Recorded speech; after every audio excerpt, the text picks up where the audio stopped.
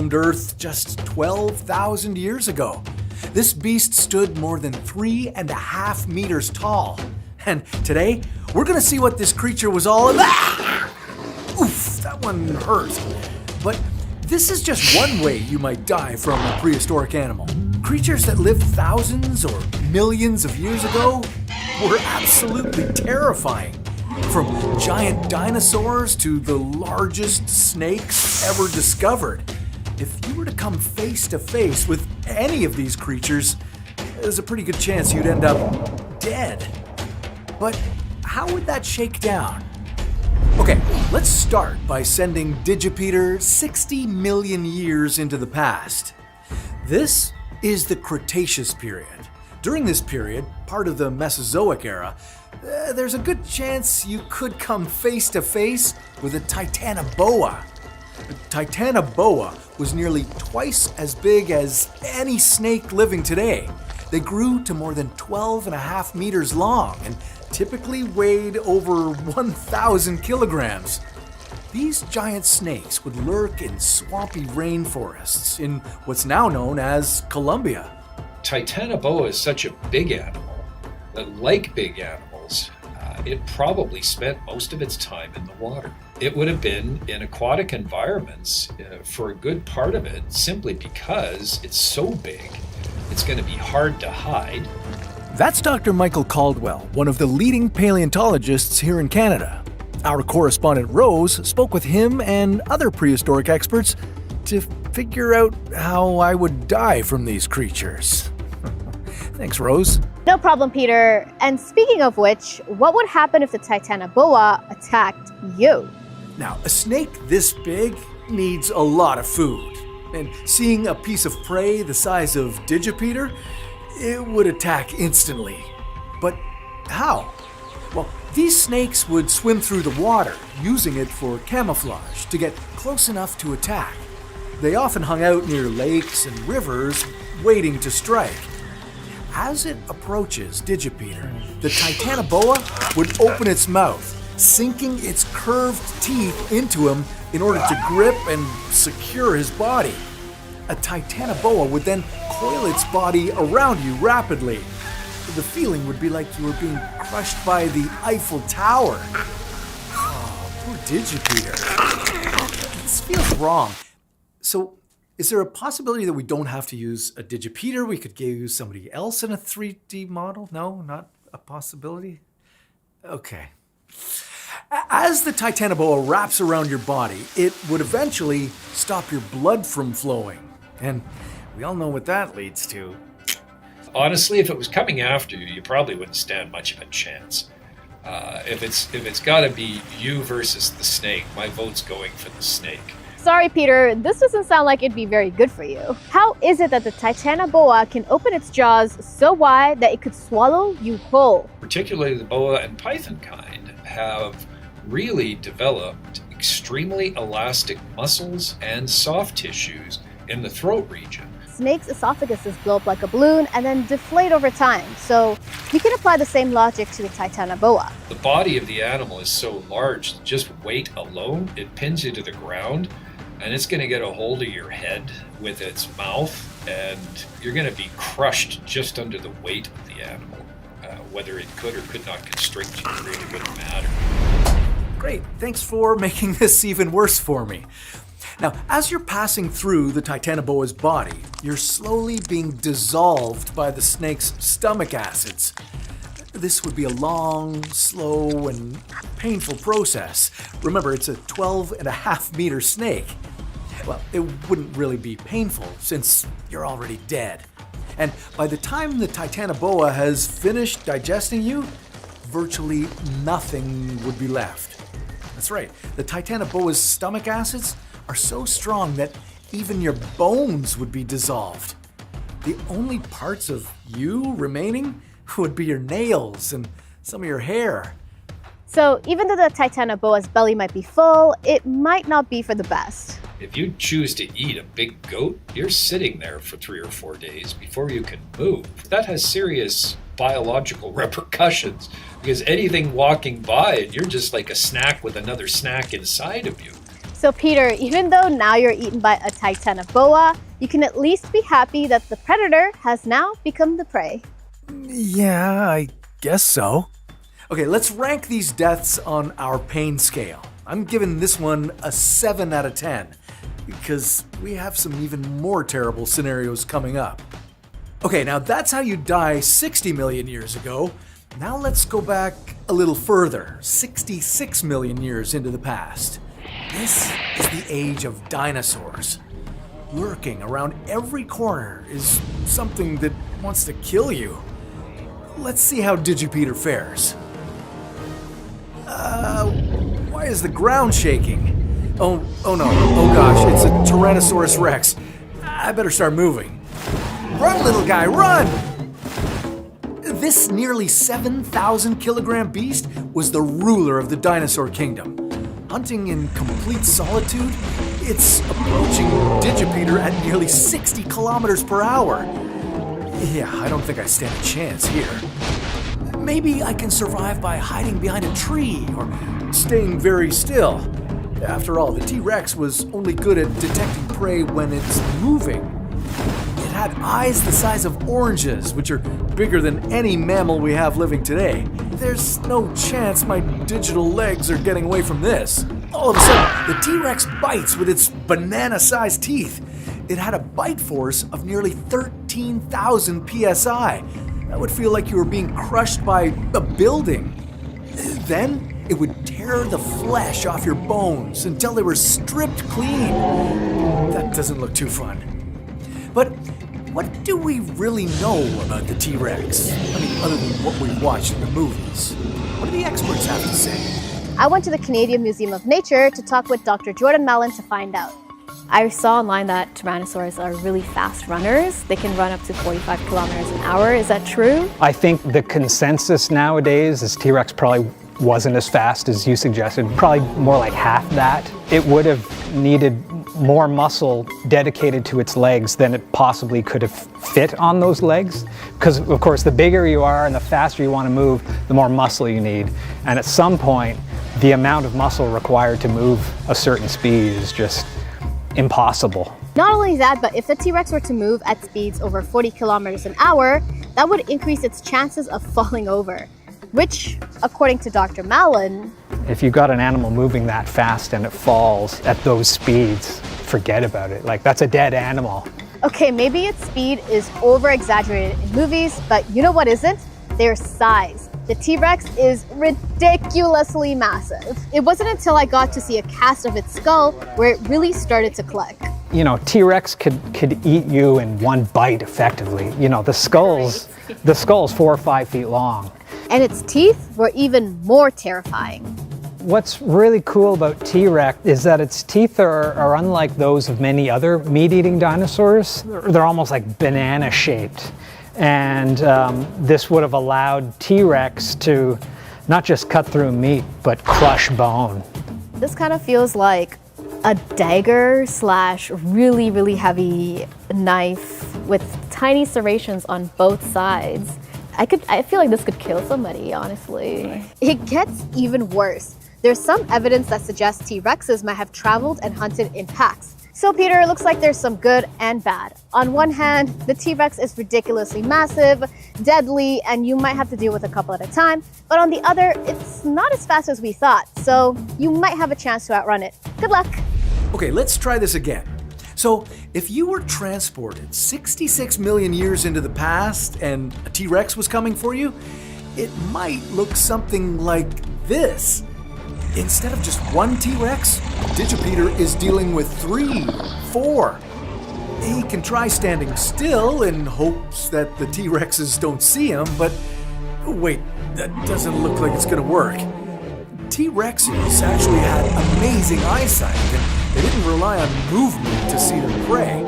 They had better eyes than a modern-day hawk, so seeing prey was incredibly easy. One of the really distinctive features about T-Rex in particular is that its eyes face forward like yours and mine. It had binocular vision. It had an overlapping field of view. So the eyes would have been located one here And in the same socket on the other side here. That's a big eye. It would have taken in a lot of light, so they almost certainly had good vision. So, Digipeater has no choice but to run away and hope for the best. And this time, running might be his best option. Oh no, never mind. Remember, T-Rexes were also ambush predators, so you likely wouldn't even have the chance to run away from them. Jurassic Park, the T-Rex in that movie was always roaring and announcing its presence. You knew it was getting close before it was there because it was causing the ground to shake. And very likely T-Rex was not quite so loud. Instead, they'd sneak up on you, chomp down, and kill you. Then the whole group of T-Rexes would devour your body, bones and all. So if the T-Rex ate everything and it was a bone crusher, did it actually eat the bones of the animals that it ate? Yes, and I've got something to show you here. This is actually a T-Rex turd. There was some science done on this. It was put inside of a CT scanner, and it contains many fragments of dinosaur bone. Ooh, this one is nasty. This is an 8 on the pain scale. But the T-Rex wasn't the only deadly creature that would be out to get you. Another deadly dino and Jurassic Park star during this time? The raptor. If they're anything like what we see in the movies, these guys are terrifying and extremely dangerous. Early research depicted these creatures standing at about 2 meters tall. That's 6 feet. They would easily use their size and strength to overpower Digipeater. The main thing you'd need to watch out for? Their sharp, sickle-shaped claws. These claws could inflict fatal wounds or disembowel you almost instantly. And good luck outrunning them. A raptor could run at speeds of over 40 kilometers per hour. This sounds pretty bad for you, but I wonder if we can get a second opinion. So the velociraptors in Jurassic Park were nowhere as big as they were depicted. Velociraptors in life were more turkey-sized. They're quite a bit smaller. Good news, but you still gotta worry about those claws. Historically, the thinking was that killer claw there, the idea was that really it slashed open the belly of its prey. But current research suggests that these so-called killer claws may have been quite different. The problem is that when you actually look at the cross-section of the claw, it's not especially sharp or pointed. It's quite rounded. And so now the thinking is that maybe that claw was used to, like as a crampon, maybe to climb up on top of its prey, or maybe it was used to hold down the prey while the jaws did the dirty work. In order to get our answer, I wanted to know just one simple thing. If a human was to hunt a raptor, who would win? One-on-one? Yep. I think humans are pretty smart. I'll go advantage human. Okay, but what does that mean for Digipeater? How many could he take on? So I'll give you 5. 5, yeah. How many raptors do you think I could take on? 11. Yeah, that sounds about right. All right, I like my odds. So, based off what we now know about raptors, maybe an attack would look more like this. Let's start by making the raptor way smaller and adding some feathers, another thing Dr. Mallon told us. Now it kind of looks more like a modern-day bird. And just like we're not afraid of most birds, you probably don't need to be incredibly scared of raptors. Sure, they might attack and hurt you. Again, they have the claws and the sharp teeth, but in terms of them killing our Digipeater, they don't really stand a chance. The only other thing Digipeater would have to worry about is if these raptors traveled in packs.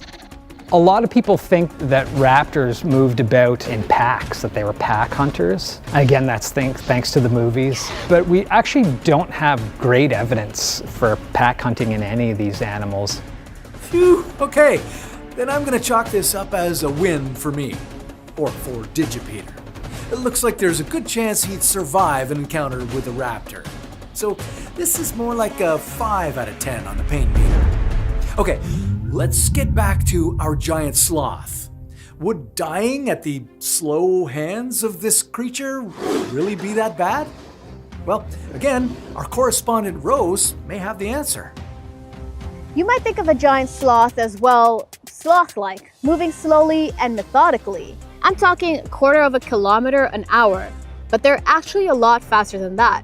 I talked to Marisa Gilbert to find out more. They probably moved around 3 to 5 kilometers an hour, and they probably were able to do short bursts of, 8 kilometers an hour, but they were not very fast animals. But we wouldn't have to worry about it killing us, right? These giant sloths were strictly herbivores. We can say that yes, they were eating plant material. We know they were eating stems, foliage, leaves, that sort of thing, fruits. But this time, instead of this giant sloth attacking us humans, it may have been the other way around. Megatherium may have gone extinct due to humans and climate change. Sites have found tool marks on Megatherium and other ground sloth bones. And so it's safe to say that yes, it was a great resource for our ancestors. They were hunting and utilizing ground sloths for sure. Finally, now it's time for some revenge. Instead of Digipeter constantly getting his butt kicked by prehistoric creatures, he's gonna fight back and win. The Megatherium was a type of giant sloth that originated in South America. Around 35 million years ago, when humans hunted these beasts, we did so with a variety of different tactics. Instead of using brute force and chasing these animals down, we used a more stealthy approach. And that's what Digipeter is going to do. Let's equip him with a stone spear and see what happens. As he approaches the local watering hole, he sees a giant sloth, ready for the taking. This could mean food for him and his tribe for the next 3 months. But remember, it's a giant sloth. These creatures were massive. They needed multiple humans to take them down. So, let's duplicate Digipeter and give him a fighting chance. Ah, that's better. Okay, now this should be a walk in the park. Our Digipeters go and ambush the Megatherium, poking and prodding with their spears, but as they continue their fight, it's not looking good. What happened here? Well, even though we had all the advantages we could think of, hunting a giant sloth was still no easy task back in the day. Even though they were mainly herbivores, they were pacifists. They'd still fight back when pushed into a corner. Their claws were more than 30 centimeters long. That's 1 foot. They mainly used them for digging roots, but now they're being used for clawing humans. If you got swiped with one of these, you'd be left to bleed out. A slow, painful death. You might be able to recover, but without modern medicine, the chances are pretty slim. This is an 8 out of 10 for me. Okay, next, we're going over 300 million years into the past to experience the Carboniferous period. This era had one particularly terrifying trait: giant insects. Now, this was because of really high oxygen levels in the atmosphere at the time. The insects drank it up. The extra oxygen allowed them to grow bigger than we've ever seen. One of the most notable bugs, the Arthropleura. This giant centipede-like creature was over 2 meters long. Once it sees you, it'll rush on over and start biting you with its giant fangs. An insect this large is surely going to want to attack you. Maybe it wants your blood. Or at least that's what you think would happen with an insect so large. Actually, research suggests that the Arthropleura was a super slow-moving insect. It hung out in forests and dined on dead plant material all day. It wouldn't be interested in you or any other creature. I'm giving this one a 0 on the pain scale. Okay, so we might not have to worry about a giant insect coming after us, but one creature we will have to worry about: the saber-toothed tiger. Let's fast forward from the Carboniferous to just 56 million years ago, a time when these beasts were one of the apex predators. These giant cats weighed over 200 kilograms and could run up to 40 kilometers per hour, but only for short bursts. And due to this lack of running, saber-toothed tigers were ambush predators. they'd hide in the bushes and the tall grass, waiting to strike. And when they did, they'd pounce on you with their giant claws and teeth. Their canine teeth could be up to 20 centimeters long. But once they got hold of you, there'd be no going back. The saber-tooth would be on top of you, clawing and biting. It would likely go for your neck first to incapacitate you, kill you. Then it would feast on the rest of you. But unlike most predators during these times, this ferocious tiger wouldn't consume everything. It'd feast on your muscles and your flesh, but leave your bones. This is because it didn't want to damage its valuable canine teeth. Remember, we're about 56 million years away from veterinary dentists. Without the canine teeth that this beast was named for, it wouldn't be all that scary. And you probably wouldn't have to worry about these saber-toothed tigers attacking you in the first place. So we don't have any evidence of any tool marks on Smilodon, and we don't have any evidence of Smilodon attacking or having used humans as prey. We do know that they overlapped in time and space for quite some time. And I could say with certainty that there were encounters. They did see each other. They lived in the same place. They utilized the same prey. Were they prey? Were they preyed upon? I can't answer that. So luckily for you, Peter, even if you were in this time period and saw this big cat, you probably wouldn't end up in a fight with one. But let's say you somehow did and wanted to survive. What are you doing next?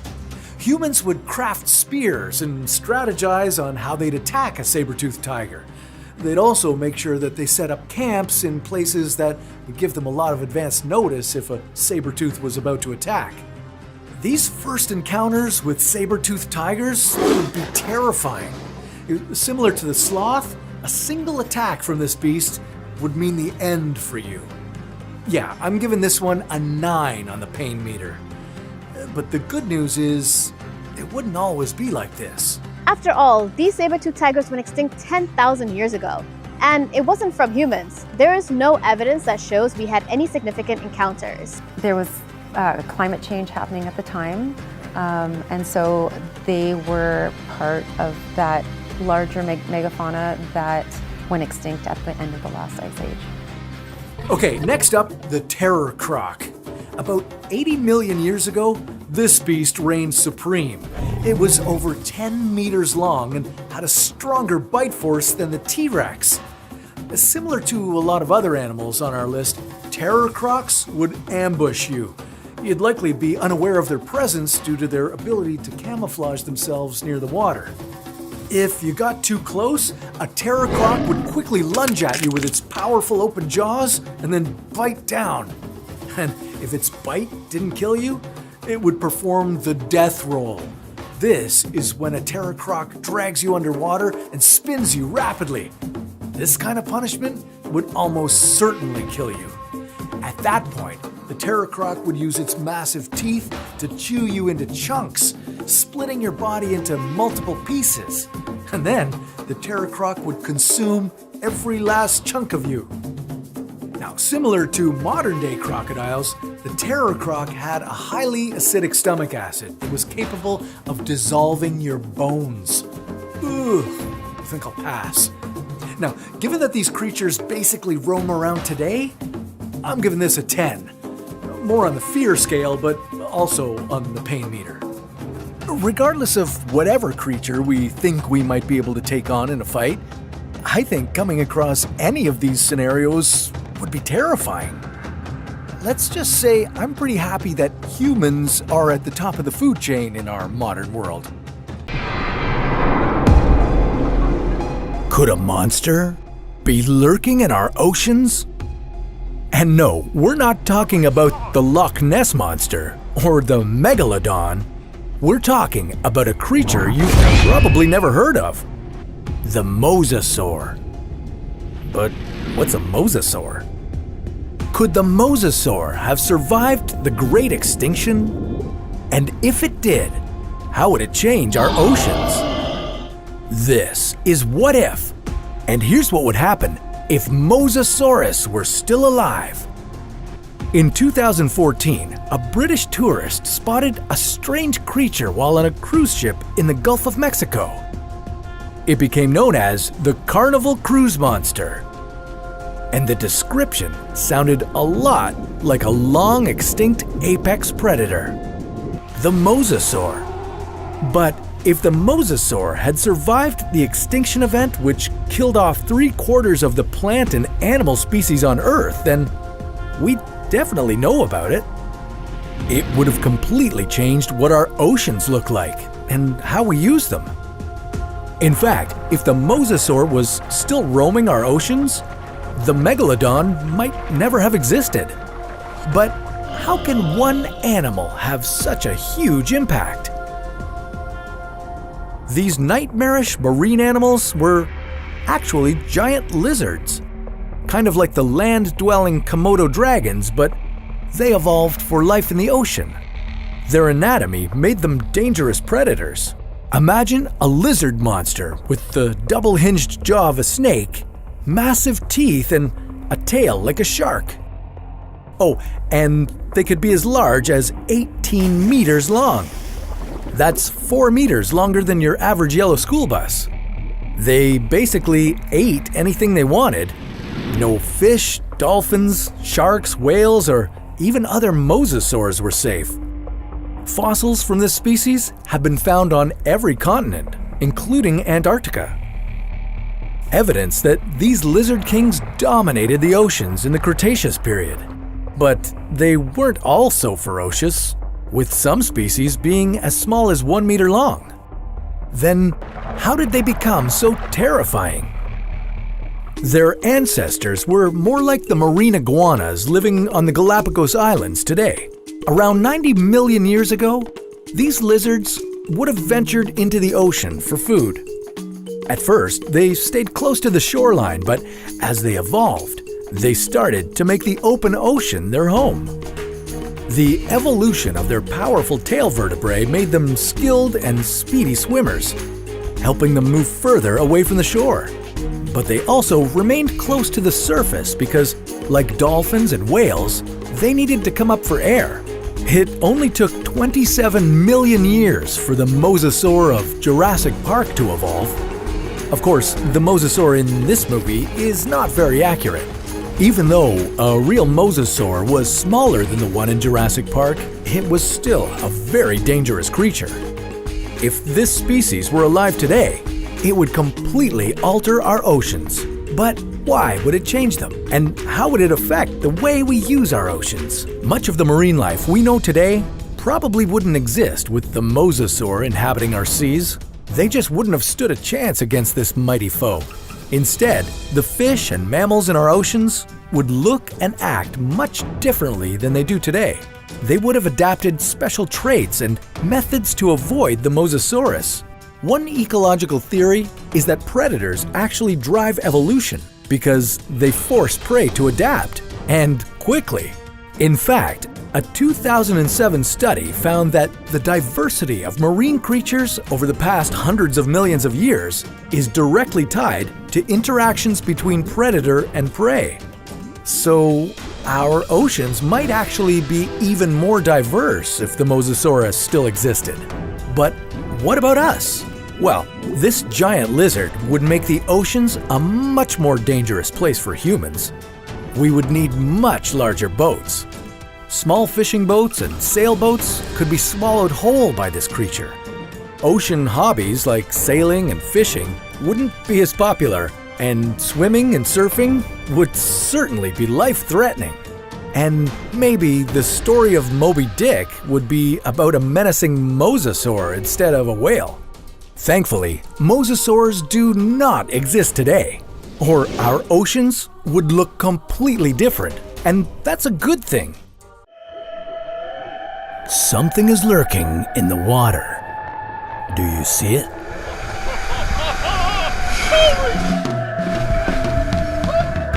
Close calls like this happen with whales more often than you might expect. And although the people in these videos got away relatively unscathed, there's no denying that they were just meters away from being a whale's lunch. But what would happen if they hadn't been so lucky? Could a human body survive being swallowed by a whale? Has it ever happened before? This is What If, and here's what would happen if you were swallowed by a whale. If you've never seen a whale up close, it's hard to comprehend just how monstrous they can really be. To put it in perspective, the blue whale is the largest animal on the planet. Its tongue alone weighs as much as an elephant, and it can fit anywhere between 400 and 500 people in its mouth. But we wouldn't have to worry about one of these guys swallowing us anytime soon, because their anatomy makes it nearly impossible. Instead, we should be more concerned with their smaller cousins, sperm whales. In 1891, reports emerged that a man had been swallowed by one of these whales. And although he lived to tell the tale, he would never be the same again. According to the story, James Bartley was swallowed when a whale attacked his ship, and he wasn't retrieved until the following day. When the crew found and killed the whale, they quickly brought it on board their ship and cut it open, revealing an unconscious but very alive James Bartley. His face and arms were bleached white, and he was blind, all thanks to the stomach acids of the whale. However, as the years went by, people started poking holes in this story and questioned whether James had really been swallowed by a whale. I mean, wouldn't the stomach acids do more damage than just bleaching his skin? Well, with the power of science, we took a closer look, and we quickly discovered that if you get swallowed by a whale, coming back out with shiny white skin would be the least of your worries. Okay, so the first thing you'd have to worry about once you were swallowed would be getting shredded to pieces by the sperm whale's impressive set of teeth. Each tooth is approximately 20 centimeters long. That's about the length of an average chef knife, and whales have anywhere from 40 to 50 of these. Let's say you're lucky enough to make it past all of them. Next, you'd begin your descent down the throat. Not only would it be dark and slimy down here, but you'd also find it hard to breathe due to the lack of oxygen and an increase in methane gas. As the whale's throat muscles constricted in and out to help force you down, you'd also start to feel hydrochloric acid beginning to eat away at your skin. I know what you're thinking. We just got into this whale and James Bartley's story already seems pretty fishy. Well, you're not wrong, but what would be the fun in stopping now? So next, you'd be dropped into the first and largest of the whale's 4 stomachs. You'd probably be in there for a while, but on the bright side, you might have some light in the form of a bioluminescent squid or two being noshed on after your arrival. Sperm whales love neon flying squid. You'd better enjoy this brief light show because after this, you'd just be tossed from one stomach to the next, with the acids breaking down almost all of your body until you're just a bunch of bones being unceremoniously ejected from the whale's anus. So yeah, it's pretty safe to say that there's no way you could be swallowed whole by a whale and live to tell the tale. Sorry, James, you may have been able to fool people in the 1890s, but we're onto you now. As vast as they are and as monstrous as they might seem to us, whales actually have no interest in eating humans. And if they could talk, they would probably make a point of telling us that.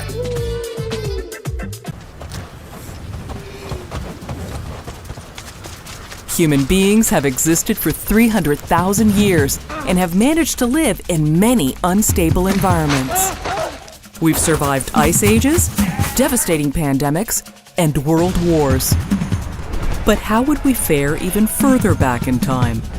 What about 400 million years ago when deadly marine life dominated our oceans and creatures on land were practically non-existent? Let's imagine your what-if time machine happened to break down right at this moment, trapping you in the Devonian period. What would life be like? Where would you live? And how long could you last? This is What If, and here's what would happen if you lived in the Devonian period. Stroke of luck, our time machine stops you on land. At this point in time, 85% of the Earth was comprised of ocean, Only two supercontinents existed 600 million years ago, Gondwana and Laurussia. Gondwana had a massive mountain range, similar to the Himalayas, which slowly eroded, washing sediments into the ocean. These sediments provided nutrients that allowed marine life to flourish, giving rise to the Devonian period. Okay, enough background. Our first step for survival is to seek shelter. In the early Devonian period, trees and plants had not yet evolved. But there's lots of moss. The land was barren, Mars-like, and surrounded by water. You might need to get a little creative to build shelter. If humans actually evolved in this period, they would likely be naked with little material to make clothes. Or maybe we would develop a new fashion line, made of moss, seashells, and fish bones. Ooh la la, how Devonian chic. Speaking of fish bones, you'd want to be very careful about fishing. Many scary sea creatures would be happy to eat you. Like placoderms, a species of armored fish with huge, sharp jaws that could easily make you bite-sized. In the early Devonian period, placoderms were the apex predator and would grow up to 10 meters. Let's say you got lucky and actually caught a fish without being eaten yourself in the process. How would you cook it? With no trees for fuel, you'd have to find some very dry moss and start rubbing some rocks together. Luckily, the climate was pretty warm, meaning you wouldn't freeze at night. But with very little kindling available, you might be better off sticking to a raw diet of mollusks and other early arthropods. You'd also have to move around a lot to keep finding these critters, so be prepared to do a lot of walking. I can see you're getting a little tired and bored of existing out there. Let's fast forward another 40 million years toward the late Devonian period. This period is also known as the Devonian extinction. But don't worry, it could actually be a really good time for you, fearless traveler. Since by this point, almost 79 to 87% of all existing species were wiped out. But what could cause such a catastrophe? Scientists believe it was the evolution of plants. Vascular plants began dominating the environment, including trees, ferns, and flowering plants. Their roots broke up the rocky ground and released nutrients and minerals in the water. These nutrients fed algae, which multiplied rapidly and produced greedy bacteria that fed on oxygen. Many regions of the ocean became anoxic zones, and much of the marine life died off due to the lack of oxygen. And with more air in the atmosphere, some sea creatures slowly adapted and made their way to shore. So you can breathe easier knowing there are less predators in the water, but look out for your new neighbors on land. These land dwellers, known as lobophinns, were the early ancestors of amphibians and all four-legged vertebrates. In fact, the Devonian period got its name from the fossils of lobophinns found in Devon, England. In 2004, a lobophin fossil was found in the Canadian Arctic, known as the Tiktaalik, which is considered to be the species between fish and land-dwelling tetrapod. It had a crocodile-like head, bony fins, sharp teeth, and a flat body almost 3 meters long. Its fins had partial wrists, allowing it to crawl on land.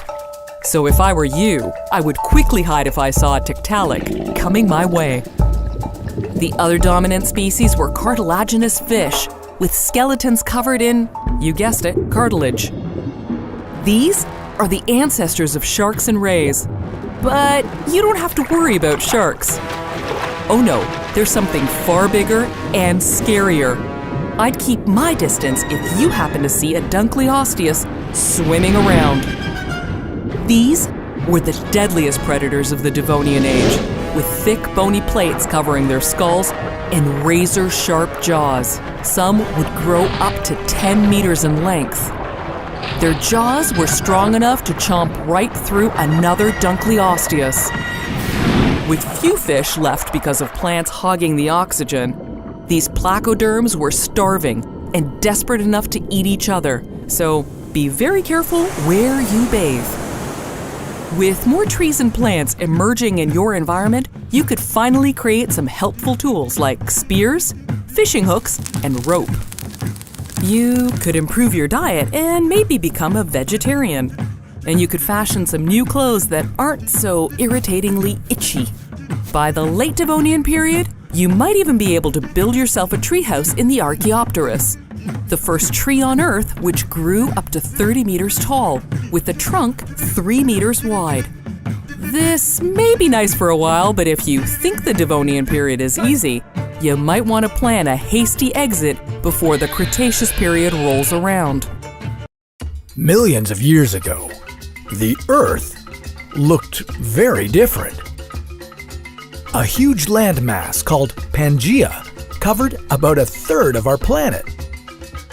But about 175 million years ago, the Earth broke up into continents and formed the world we know today. What if that had never happened? Where would your country be located? And how different would your life be? This is What If, and here's what would happen if Pangea had never broken apart. If Pangea existed today, in theory, you could drive from California to England, since they'd both be part of the same landmass.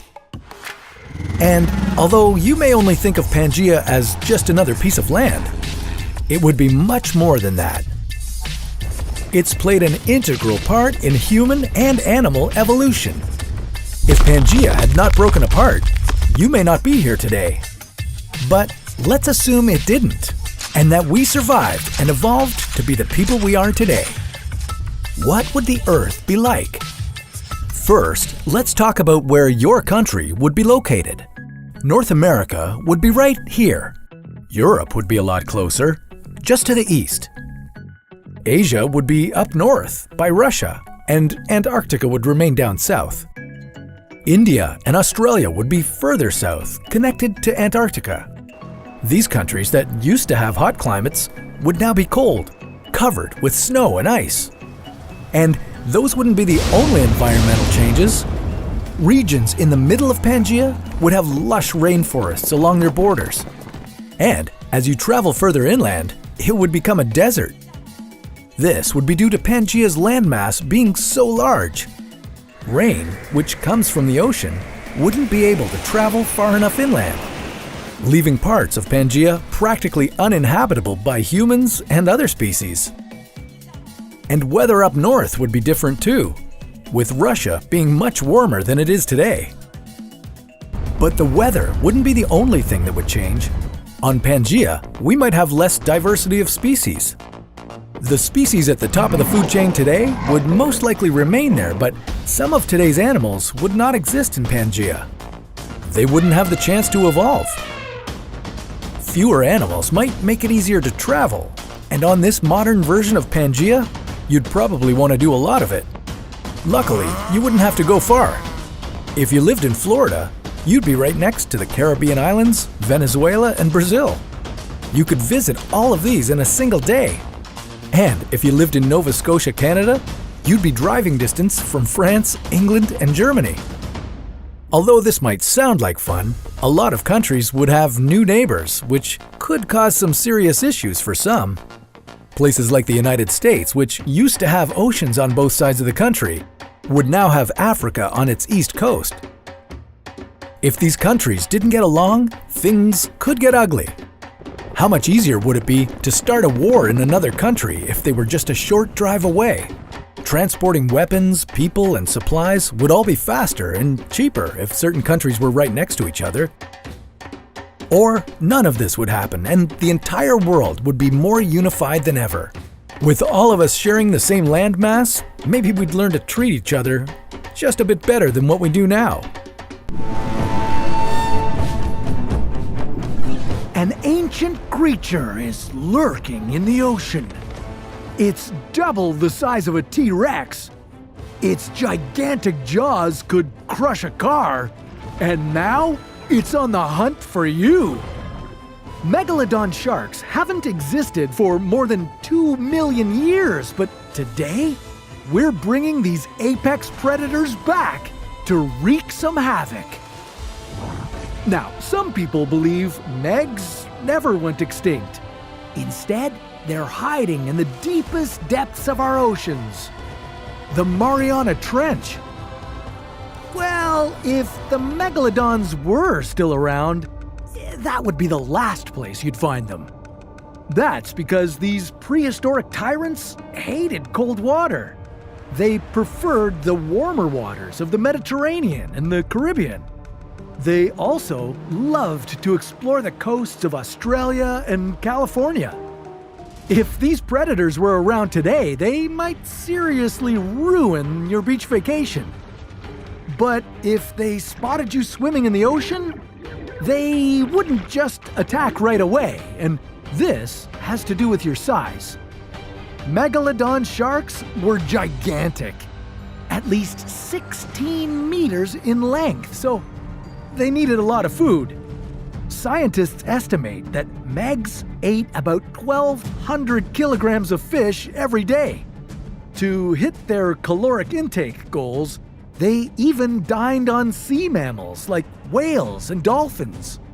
So you, puny human, might not be worth their attention. Unless you were hanging out with a group of friends.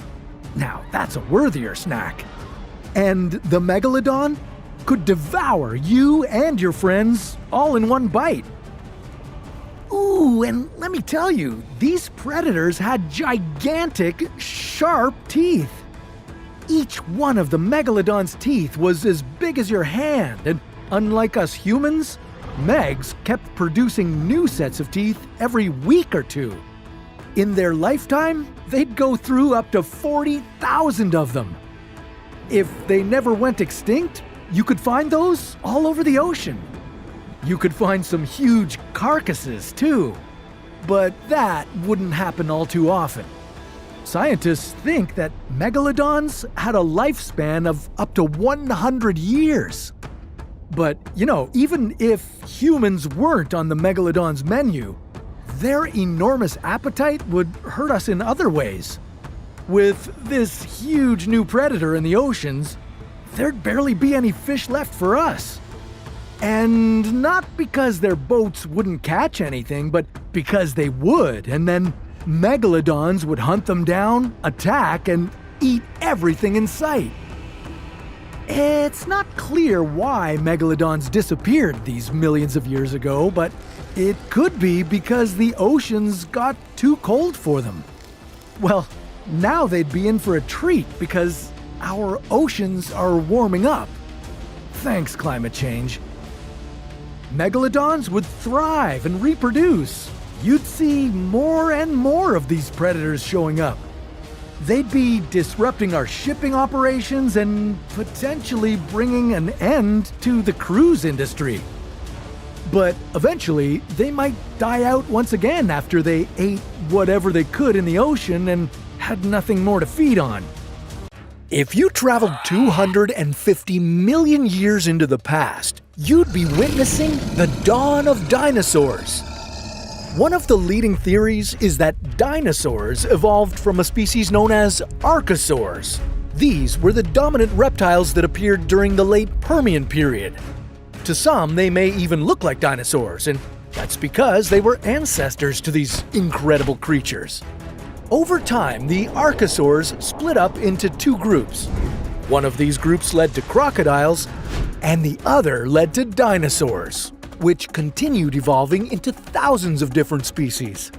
One of the main traits they eventually gained was their bipedal abilities.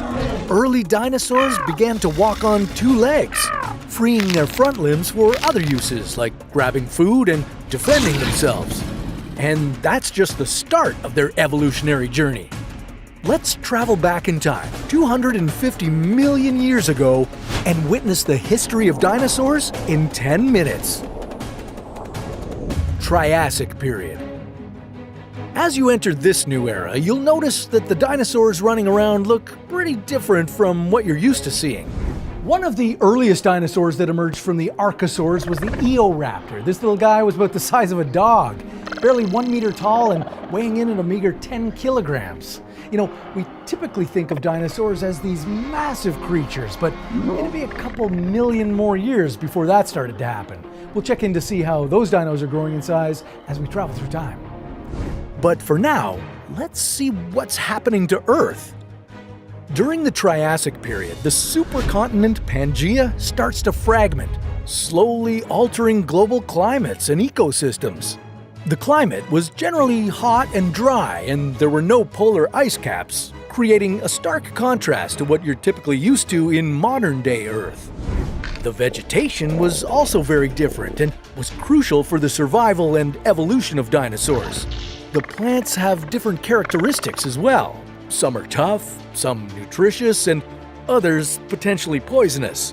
Each one of them will influence the dietary and adaptive strategies of different dinosaur species. Speaking of which, what are some other dinosaurs doing during this time? Weighing in at about 23 kilograms and 1 meter tall, we have the Coelophysis. It was a little bit bigger than the Eoraptor, but that didn't stop it from being a fast and agile predator that likely preyed on smaller animals. Now, the Herrerasaurus was slightly taller at about 1.1 meters, but was a lot heavier at about 350 kilograms. Then we have the Plateosaurus. Now, this guy is way bigger than me. It stood tall at about 3 meters and weighed up to 4,000 kilograms. This was one of the earliest examples of how big dinosaurs could grow. But wait, they get even bigger than this. Despite their impressive forms, dinosaurs weren't the dominant creatures during the Triassic. They had to share their environments with many other organisms, all vying for survival in the diverse ecosystems. This was the case until the Triassic period would experience a great extinction event. This was likely caused by massive volcanic activity, climate change, and potentially even some small asteroid impacts. This will have a significant effect on life on Earth and lead to the extinction of numerous species. But it wasn't all bad, especially for our dinosaurs. This moment set the stage to bring new opportunities to these species, leading to them dominating the Earth. Jurassic period. Now, instead of dinosaurs simply surviving, this is where they thrive. Over the millions of years, different species have been evolving, and dinosaurs are now the rulers of the Earth. They spread across continents, dominating the lush forests and arid deserts. Occupying these areas were some massive dinosaurs, ones that you're probably a lot more familiar with. We have the Stegosaurus, Brachiosaurus, and Allosaurus. These were some of the largest creatures ever to walk the Earth. But you'd quickly notice that it wasn't just these massive beasts that were roaming around. This era also saw the evolution of theropods. These were smaller dinosaurs that had more of a bird-like form. One of the most famous was the Archaeopteryx. It was kind of like a mix between a dinosaur and a bird, with feathers and wings, but also with bony teeth and a tail. The Archaeopteryx was a crucial link between birds and dinosaurs. If you wait about 100 million more years, they'll evolve into the birds we know today. Oh, wait, is that a spoiler? After 56 million years, the Jurassic period comes to an end. This was after yet another extinction event happened. Luckily, this one is more minor. However, due to climate change, volcanic activity, and sea levels changing, some species are going extinct. This, once again, changes the landscape as the dinosaurs enter their final era. Cretaceous period. Okay, we've now entered the Cretaceous period, and as we've been traveling through these millions of years, you may have noticed something's missing. Right, one of the dinosaurs' biggest stars hasn't appeared yet. Say hello to the Tyrannosaurus Rex. The T-Rex was a massive beast. It was 3.7 meters tall and 12 meters long. Not only that, but it was a whopping 9 tons. Equipped with a powerful jaw and incredibly sharp teeth, the T-Rex dominated the Cretaceous kingdom. It was one of the most dominant predators history has ever seen. This colossal beast wasn't just scavenging leftovers, it was an active hunter, stalking its prey with keen eyesight and a heightened sense of smell. Among its favorite meals were the sizable herbivores like the Edmontosaurus. But the T-Rex didn't stop there. It would take on formidable opponents like the Triceratops and even other smaller theropods if the opportunity arose. With its powerful jaws filled with 12-inch teeth and its strong hind limbs that allowed it to run at speeds of up to 40 kilometers per hour, the T-Rex was a master of the hunt. But this period wasn't just filled with massive beasts like the T-Rex. Look around and you'll also notice even more feathered dinosaurs in the Cretaceous period. One of them being the Velociraptor. Now, you typically see them portrayed like this with no feathers, but evidence suggests that these creatures were quite feathered. Now, the feathers weren't necessarily used for flying, more for warmth and stability. And this one is the Microraptor. Now, unlike the Velociraptor, its feathers likely were used for flight, giving us crucial insight into the evolution of birds. Okay, as I mentioned earlier, Pangea was breaking up and forming into the continents we know today. But because of this, some dinosaurs were forced to migrate and separate into different areas of the world. These dinosaurs had to adapt to their new environments, potentially changing the course of their evolution. But none of this matters when we consider what happens next. The cataclysmic event. Okay, as you've been hanging out with the dinosaurs for millions of years, an asteroid has been making its way toward Earth. Then suddenly, it hits, creating a massive crater 150 kilometers wide and 20 kilometers deep. Naturally, something this huge makes a devastating impact on the world, one that'll change it forever. The asteroid's collision is massive, but its impact is felt long after the initial crash. Due to the massive collision, the environment drastically changes. Significant drops in temperature start to occur, and debris from the crash begins to block out the sun. This impacts not only the dinosaurs' health, but also their food supply. This devastating event wipes out 75% of the Earth's species, many of which are the dinosaurs we've been observing this whole time. But don't worry, not all of the dinosaurs went extinct. The aviation-based dinosaurs we checked out earlier managed to survive the asteroid strike, eventually evolving into birds. Aftermath. Now that most of the dinosaurs are extinct, it's cleared the way for mammals to diversify and expand their impact on the world. With less competition, early mammals can now thrive and take over, which slowly, over time, allowed humans to evolve, building the world we know today.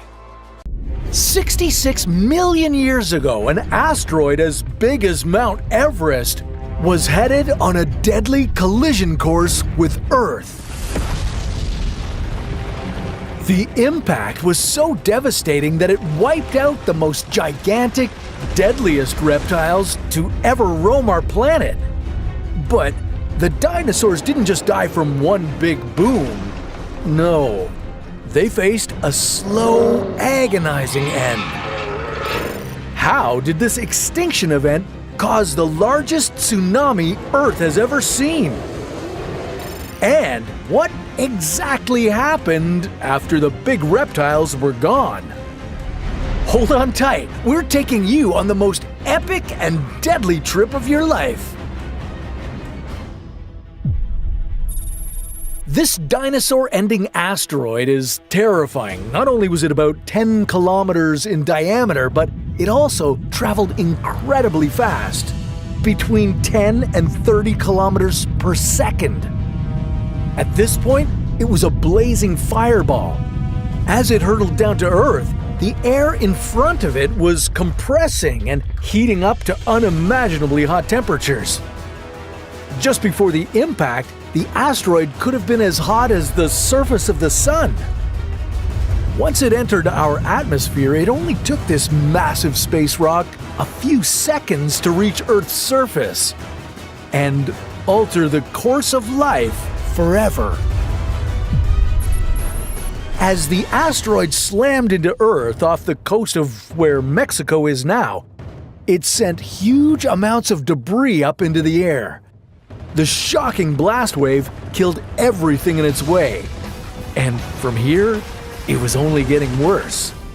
This powerful blast ejected bits of the Earth's surface into the atmosphere. And minutes later, scorching hot pieces of glass and rock rained back down. Some of the debris reacted with the atmosphere, causing acid rain that would last for years. The land was burning. The fires caused by this devastating impact spread across the continent like literal wildfire, killing more and more life along the way. And then, just when you thought the apocalyptic scenario couldn't get any more intense, well, it did. The impact of the asteroid hitting Earth was so powerful that it sent shockwaves through the planet. And all that energy had to go somewhere. Cue the mega tsunami. A wall of water over 10 meters high raced across the ocean. This wasn't your regular tsunami. It was a staggering 30,000 times more powerful than anything you see today. As this monstrous wave spread across the North Atlantic and South Pacific, coastlines didn't stand a chance. The wave hit with such force that it destroyed and reshaped the continent. If you were there to witness this apocalyptic destruction, well, you wouldn't survive any of it. But some dinosaurs did. Yeah, the ones further away from Ground Zero weren't immediately obliterated by the impact. They weren't incinerated by the resulting infernos, and they managed to avoid being swept away by the mega tsunami. But still, their fate was sealed. As the dust began to settle, it was the start of a nuclear winter. Even though it wasn't nuclear weapons that caused it, the effect was the same. The massive amount of debris in the air blocked the sunlight for months, maybe even years. Earth suddenly became a cold, dark place, and the dinos weren't ready for it. As temperatures plummeted and fires released enormous amounts of greenhouse gases, the climate changed dramatically. Plants weren't able to perform photosynthesis, and most of them started to die out. This disrupted the food chain and starved many of the animals that survived the impact. And remember the acid rain? It lasted for several years, causing more devastation to the ecosystems. The oceans became too acidic for marine life. Most ocean species didn't have the time to adapt to such a drastic change. These prolonged harsh conditions, together with the initial blast, pushed about 75% of Earth's life to extinction. The good news is that this included the horrifying T-Rex. Yeah, as much as I feel bad for this guy, I'm happy he's not running around today. When the last of the dinosaurs breathed their last breath, Earth became an empty, devastated place, cold and acidic. So when did things get back to normal? Yeah, well, here's the thing. They didn't. Not dinosaur era normal, anyway. Earth didn't rebuild after that. It reinvented itself. 1,000 years later, the planet was recovering from the post-apocalyptic winter. It was still cold and food was still scarce, but life was ready to make a comeback. In this new wild world, a few furry little critters were sprinting around. Among the first plants to reappear after the impact were ferns. They really hit it off well after the disaster. 100,000 years later, Earth began to get a little more lively. Creatures about the size of raccoons were repopulating the continents. And the oceans were once again teeming with life. Fast forward about 10 million years and Earth had finally restored its biodiversity. Only it wasn't the same Earth as it used to be. Now it was the age of mammals. Yeah, after the dinosaurs checked out, mammals were on fire. Yeah, not literally, of course. Mammals, together with birds and flowering plants, were rocking the planet. Yeah, Earth never got back to its old self. After the last dinosaur died, it took our planet millions of years to bounce back in a new way. But don't get me wrong, this world was still pretty terrifying. It had beasts like Paraceratherium roaming the land and Megalodons raining terror in the oceans. Yeah, it's really for the best that most of these creatures aren't around these days.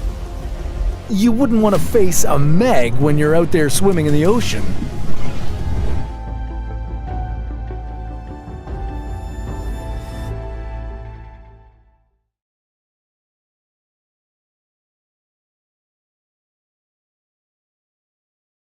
This is the Megatherium, a giant sloth that roamed Earth just 12,000 years ago. This beast stood more than 3.5 meters tall. And today, we're gonna see what this creature was all about.